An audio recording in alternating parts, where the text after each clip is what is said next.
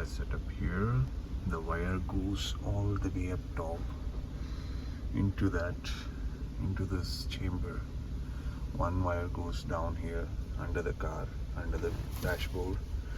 From behind, I've connected it to the charger socket, and the other one goes behind all the way over there. Right? And this is the view from the dash cam screen.